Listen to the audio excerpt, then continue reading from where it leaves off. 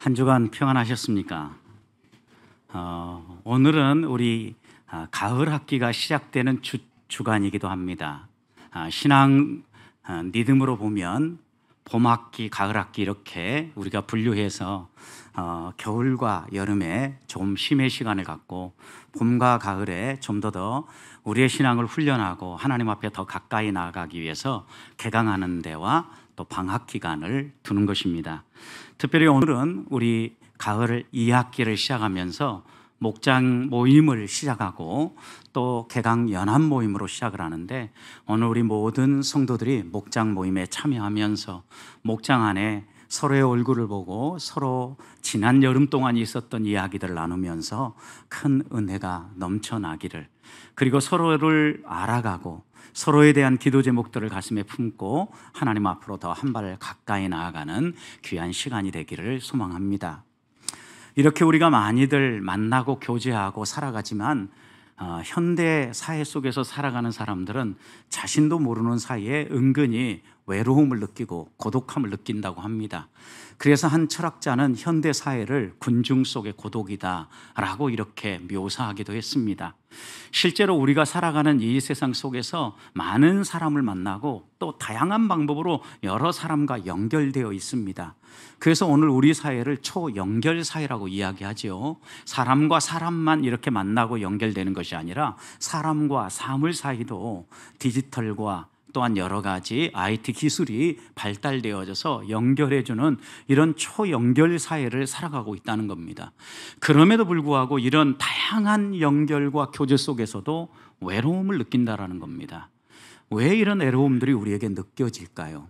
사람을 만나지만 만남을 통하여서 기대했던 것들이 충족되지 못하고 만남을 통하여서 그들의 마음이 훈훈해지고 따뜻해지지 않기 때문입니다. 여러분, 분명히 만나서 나눔과 교제를 하는 걸 보면 사랑을 이야기하고 서로를 배려하고 서로를 생각하는 이야기들을 나누는데, 왜 이런 사랑이 느껴지지 아니하고 진정성이 통하지 않는 것일까요? 여러 가지 의미가 있겠지만 아무래도 사람들을 만난다고 해도 나름의 자신만의 거리감을 두고 만날 뿐만 아니라, 적어도 이런 사람을 만날 때 내가 이런 모습으로 비춰지면 좋겠다라고 생각하고 사람들은 나름의 자신의 모습을 규정하고 그 모습 안에서 상대방을 대하고 상대방을 만나려고 하기 때문에 진정성과 사랑과 친밀한 교제가 회복되지 않는다는 것입니다. 성도 여러분, 여러분들은 교회가 어떤 곳이라고 생각합니까? 여러분은 교회를 규정한다면 어떤 말로 정의해 보시겠습니까? 사람들마다 또 학자들마다 교회에 대한 정의가 아주 다양합니다. 그러나 한 가지 분명한 것은 교회는 세상에서 부름을 받아서 한 자리에 모여 하나님을 예배하는 구원받은 하나님의 백성의 모임이라는 것입니다. 여러분, 여기서 우리가 잊지 말아야 될 것은 성도는, 교회는 세상에서 부름받았다라는 겁니다. 세상과 다른 사람들이라는 것 분명하게 이야기하고 있습니다. 세상에서 나왔지만 세상 사람들처럼 똑같이 교회에서 사는 것을 교회라고 이야기하지 않습니다. 세상에서 나와서 예수 그리스도를 개인의 구주로 영접하고 하나님의 자녀가 되어서 하나님의 백성으로 사랑하며 살아가는 사람입니다. 그런데 문제는 세상에서 외로움을 느끼는 사람이 교회에 오면 반드시 하나님의 사랑을 느끼고 교제가 회복돼야 되는데, 그런 세상의 외로움이 교회에서도 반복되어진다는 겁니다. 교회마다 끼리끼리 모이는 모임이 있고 소그룹이 있고 자신들만의 모임이 있어서 처음 온 사람들이 그 안으로 들어가기 어려운 이런 환경들이 여러 교회들마다 존재한다는 것입니다. 우리 교회는 어떻습니까? 우리 교회도 이런 문턱을 낮추기 위해서 매우 노력하고 있지만, 처음 오시는 분들에게 여쭤본다면 은근한 거리감들을 분명히 가지고 있을 것입니다. 왜 이런 거리감들이 쉽게 해소되지 않는 것일까요, 여러분? 우리가 교회를 근본적으로 오해하고 있기 때문이라고 저는 생각합니다. 교회의 저는 본질은 상식이 통하고 말이 통하는 것이 교회다라고 저는 정의하고 싶습니다.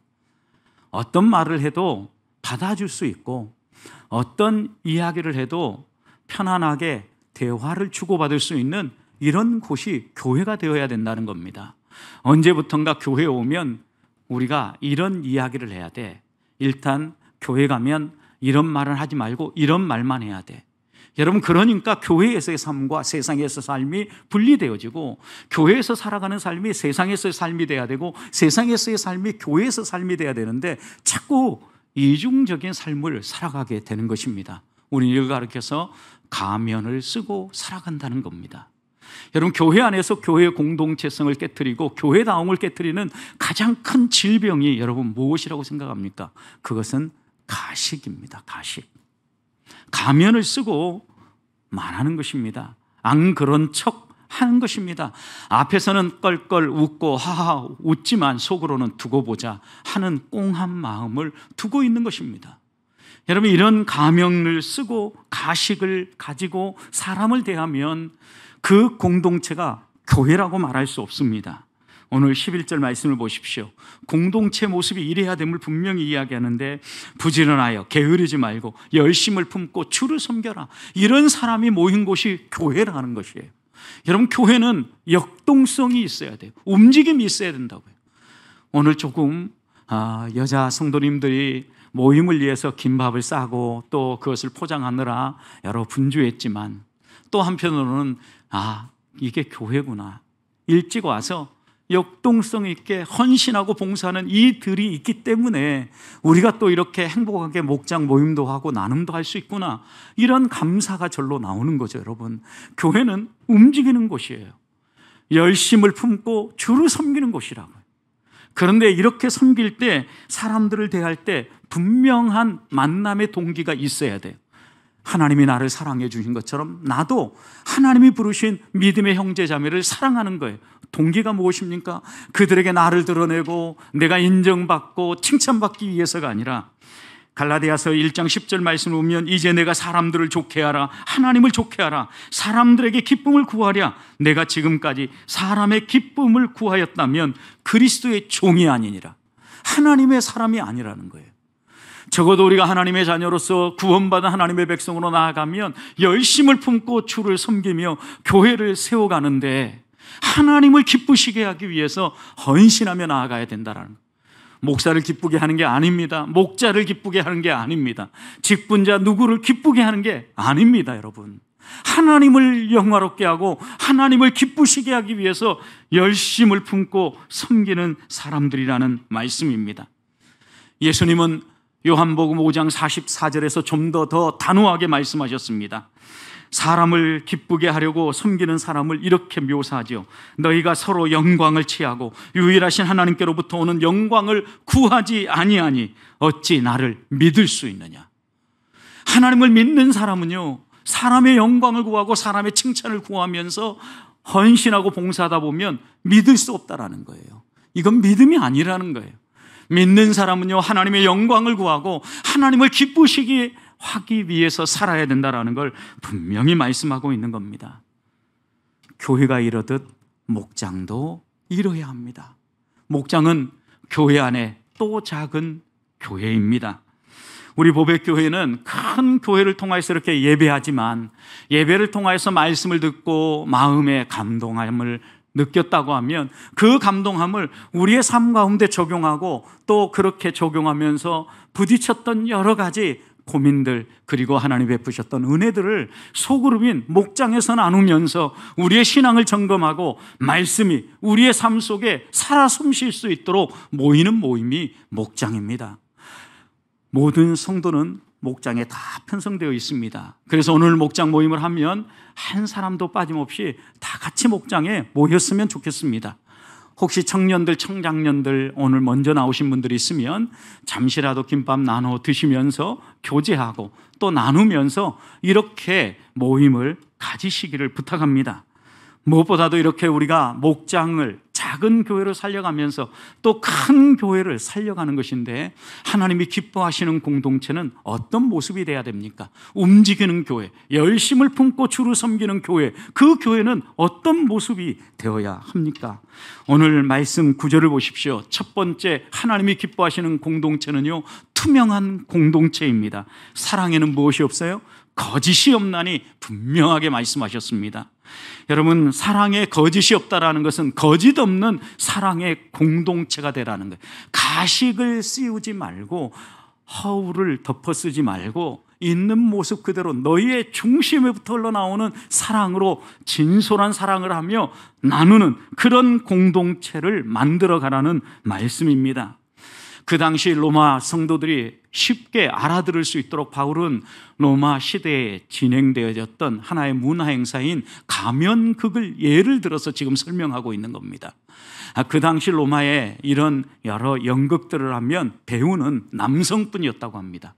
한 남성이 다양한 역할들을 감당하면서 연극을 진행했는데 정말 한 사람이 여러 역할을 함에도 불구하고 실제로 이 연극에 재미가 있었다고 합니다. 그것은 이런 일들이 가능했던 것은 가면 때문이었다 그래요.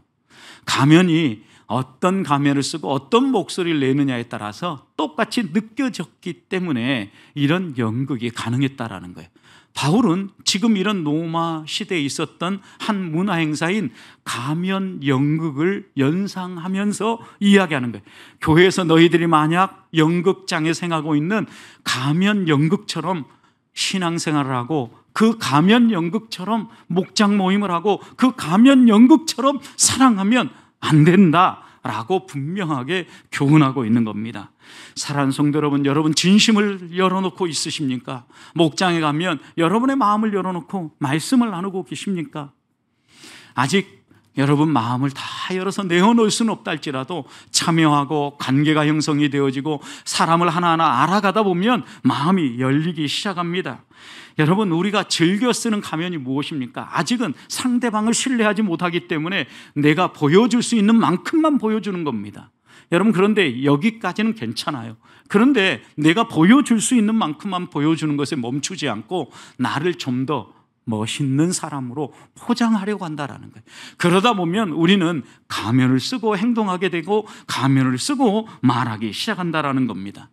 여러분, 하나님이 거짓을 얼마나 싫어하는지 사도행전 5장 전반절에 보면 아나니아와 삽비라 부부의 이야기가 나오죠. 그 당시 초대 공동체의 구성원들은 약 80%가 노예였습니다. 그리고 종들이었습니다. 그러다 보니까 교회 공동체가 모일 때마다 많은 필요가 있었는데 그때 물질이 다 채워지지 않는 거예요. 많은 필요는 있지만 물질이 충분히 공급되지 않았기 때문에 성도들 가운데 은혜를 받고 깨달은 사람들이 자신의 재물들 가운데 자신들의 밭이라든가 자신들의 가산들 가운데 일부분을 팔아서 하나님께 드리는 사람들이 나온 거예요. 그 대표적인 사람이 4장 후반절에 나오는 바나바였지요. 여러분, 위로의 사람, 권면의 사람인 바나바가 이렇게 섬기는 모습을 보면서 아나니아와 삽비라 부부도 너무 본받고 싶었던 것 같습니다. 그 신앙이 가마력이 있어서 이 아나니아와 삽비라 부부도 자신들의 밭을 팔았습니다. 그리고 그 밭의 일부분을 드린 겁니다. 문제는 하나님 앞에 솔직하게 일부분을 우리가 드립니다 라고 이야기했다면 얼마나 하나님이 기뻐하셨겠어요. 문제는 다 드립니다 라고 얘기하면서 일부분을 드렸다라는 거예요. 일부분을 떼어놓았다라는 거예요. 거짓말을 한 거예요. 여러분, 이런 거짓말을 한 그들에게 하나님은 베드로 사도를 통해서 뭐라고 말씀하십니까? 사도행전 5장 4절 이렇게 경고합니다. 땅이 그대로 있을 때 내 땅이 아니며 판 후에도 내 마음대로 할 수 없더냐? 어찌하여 이 일을 내 마음에 두었느냐? 사람에게 거짓말을 한 것이 아니고 내게 한 것이니라. 이렇게 하나님은 베드로를 통하여서 선포하시고 그의 영혼을 거두어 가시죠. 여러분, 우리는 하나님이 얼마나 거짓을 싫어하고 공동체 안에서 교제하고 섬길 때 투명하게 만나야 될 것인가를 분명하게 말씀하고 있는 겁니다. 여러분, 투명하게 만난다라는 것, 진솔한 마음으로 포장하지 아니하고 사랑을 한다는 겁니다. 믿음, 소망, 사랑 다 좋습니다. 그런데 이 모든 것 가운데 하나님께서 추구하라는 게 무엇입니까? 사랑입니다. 거짓 없는 사랑입니다. 외식하고 또 적당하게 포장해서 신앙생활했던 바리새인과 서기관들을 향하여서 우리 주님께서 마태복음 15장 8절 보면 이렇게 얘기합니다. 이들은 입술로는 나를 공경하지만 마음은 내게서 멀리 있다. 이 백성이 이렇게 이들을 보고 이들의 신앙을 따라서 살아간다라는 거예요. 여러분, 입술은 청산유수와 같이 하나님을 예배하고 사랑한다고 얘기하고 사람들을 돈 본다고 얘기하지만 무엇은 멀어 있어요? 마음은 멀어 있다라는 거예요. 가식이죠, 여러분. 투명하지 않은 거예요. 거짓말인 거예요. 진심이 담겨지지 않은 거예요. 그러니 하나님, 이런 공동체가 건강한 공동체가 되도록 거짓 없는 사랑의 공동체가 되라고 권면하고 있는 겁니다. 여러분, 위선을 할 때에는, 가식을 할 때는 이유가 있죠. 나름대로 상대방에게 나를 포장하고 인정받고 싶은 욕구가 있기 때문입니다. 여러분, 사람에게 인정받는 게 중요하지 않아요. 하나님에게 인정받는 게 더 중요해요. 그렇다면 우리가 어떻게 만나야 될지 진솔하게 우리의 어떤 부분을 하나하나 내어놓고 가면을 벗고 이야기해야 될지 깨달으십시다.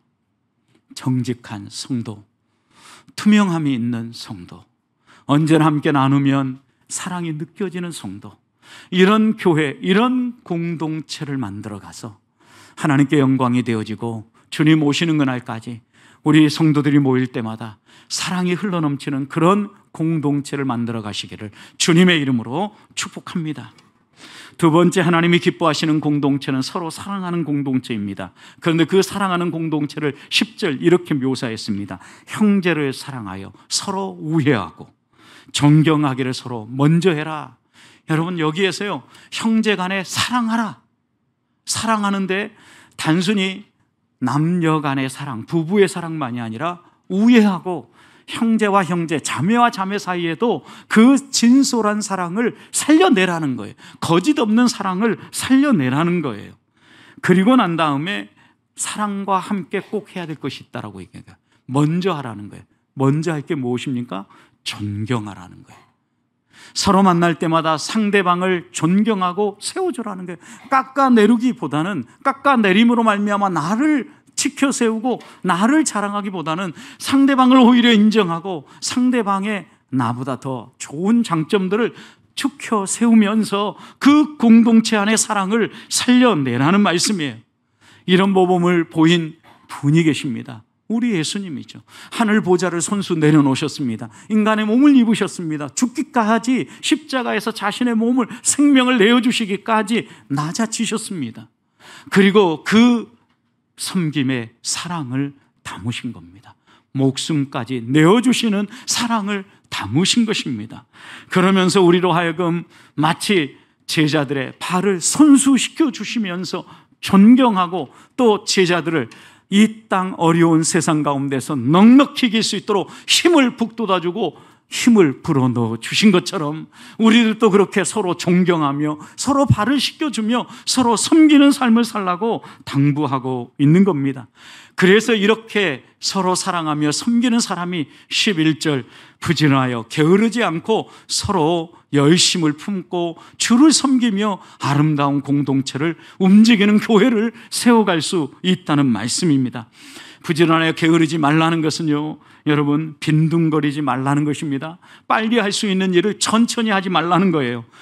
보통 우리가 그러죠. 내가 먼저 이 일을 끝내놓고 나면 내가 또 다른 사람 일들까지 도와줘야 되니까 내가 천천히 해야지. 천만의 말씀입니다. 하나님이 1달란트 주신 사람에게는 1달란트를 찾고요, 5달란트 주신 자에게는 5달란트를 찾아요. 여기에 게으르지 말라는 것은 빈둥거리지 않은 거예요. 30분의 일을 끝낼 수 있는 사람은 30분에 끝내야 되는 거예요. 30분의 일을 끝낼 수 있는데도 반나절 시간을 사용하는 것은 빈둥거리는 거예요. 게으른 거예요, 여러분.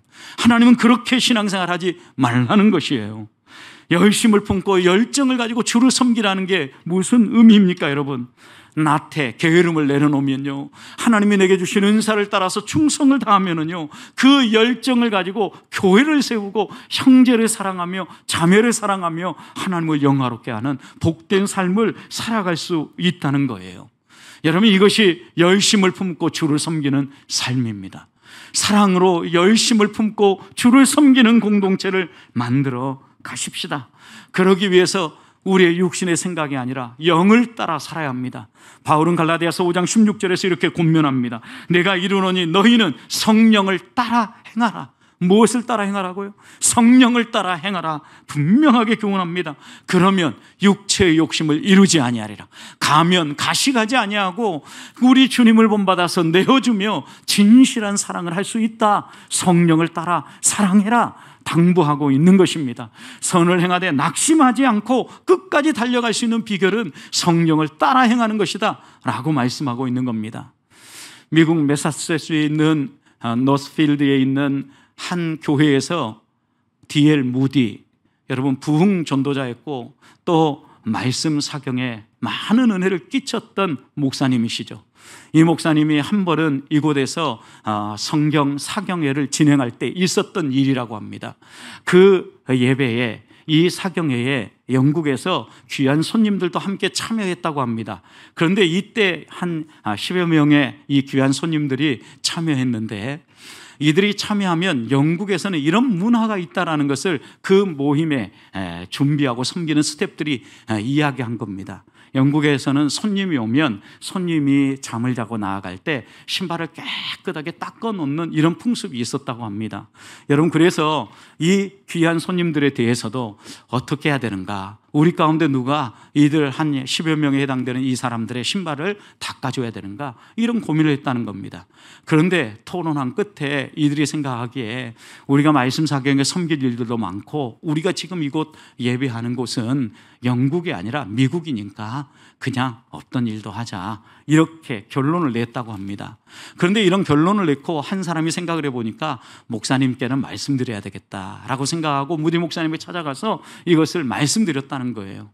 그러자 이 무디 목사님이 그 말씀을 듣고 그래요, 한번 기도해 봅시다 라고 이야기한 다음에 실제로 한동안 무릎 꿇어 이 목사님, 무디 목사님이 기도를 했다는 거예요.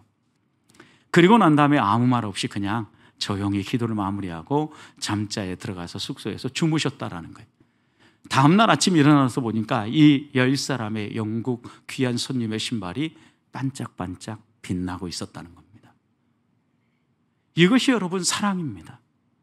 이것이 진심으로 마음에서 우러나오고 하나님 앞에서 기도하고 하나님이 주시는 감동을 따라 살아가는 공동체의 모습입니다. 우리가 살려내야 될 부분입니다. 형제를 사랑하고 열심을 품고 주를 섬긴다는 말씀 마음에 품으십시다. 그리고 다시 한 번 더 우리 공동체가 사랑이 가득한 공동체로, 하나님이 기뻐하시는 공동체로 세워가시기를 축복합니다. 마지막으로 서로 대접하고 서로 나누는 공동체가 되라고 교훈합니다. 13절을 보십시오. 성도에 쓸 것을 어떻게 해요? 공급하고 그랬어요.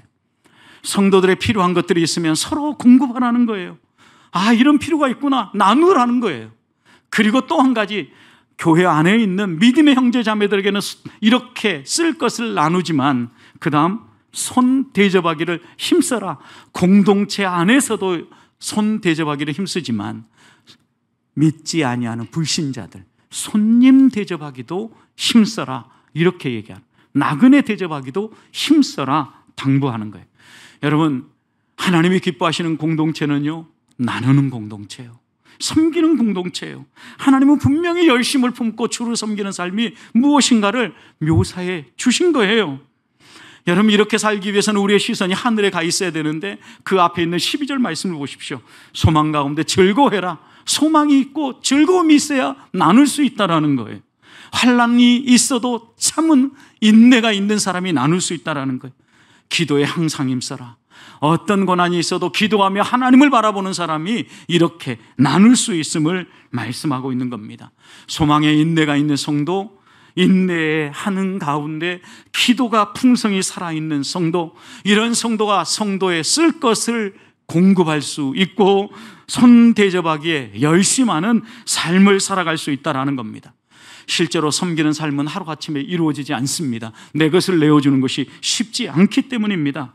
교회가 섬기는 공동체가 되어지기까지 시간이 걸린다는 말씀입니다. 하나님의 사역을 제대로 감당하기 위해서는, 그리고 사단이 우리를 공급하는 것을, 공격하는 것을 넉넉히 막아내기 위해서는 반드시 섬기는 공동체가 되어야 합니다. 사단은 섬기지 말고 대접받으라고 말하기 때문입니다. 어떤 교회에 갈등이 있습니까? 어떤 교회에 싸움이 있습니까? 여러분, 섬기지 않고 섬김을 받으려고 하는 사람이 많은 교회는 틈이 있습니다.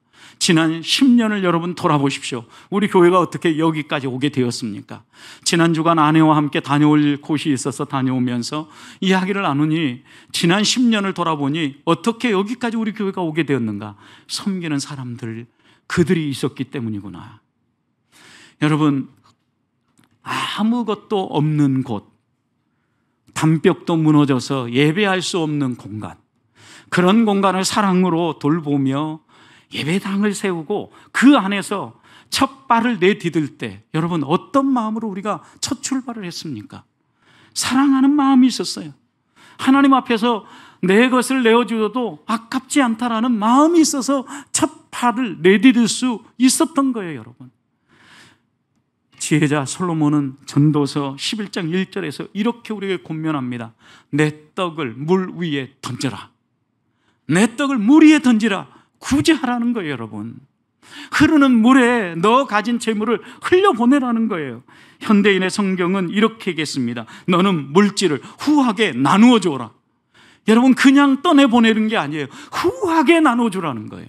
넉넉하게 힘에 지나도록 베풀어 주라는 거예요.